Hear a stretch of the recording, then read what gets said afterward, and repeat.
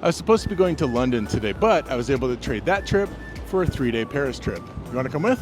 Let's go. Since I live in Minneapolis and I'm based in Newark, this trip started at an airport hotel because I finished a different trip the day prior. With a coffee in hand, I watched the sunset over the city before heading to operations to pick up a farmer's fridge salad. I used to walk to another terminal to get these salads, but now they're available in our crew lounge, which is amazing. From there, I met the other pilots in the flight planning area so we could talk about the flight, chat with our dispatcher, and get to know each other a little. Then it was down to the plane, and we were off. Ladies and gentlemen, a very good evening from the flight deck. Your captain speaking. I'd like to welcome you on board United Flight 54, service now to Paris Charles de Gaulle. The first officer flew the flight over, and since whoever is flying usually takes the second break, I was on the third break, which was good because I had a full day planned. So an 1.5-hour nap right before landing was just what I needed. You can't beat the views on the way to the hotel, and after changing clothes real quick, I headed out to explore. I took Metro Line number 6, which I personally think has one of the best views of the city.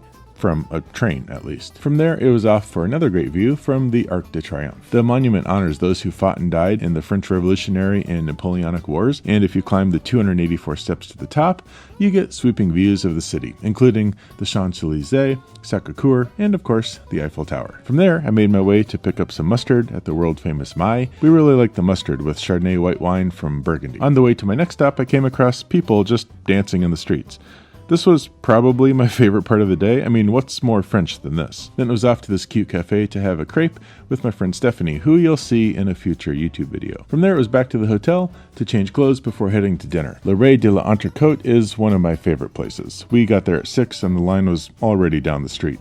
But the steak frites were délicieux. And with that, the sun set on a beautiful day in Paris. Because I'd been awake since the day before, I slept almost 12 hours that night. And so with a coffee in hand, we left for the airport. Along the way, we got our briefing from the dispatcher. Turbulence up to 360, 30 to 40 west.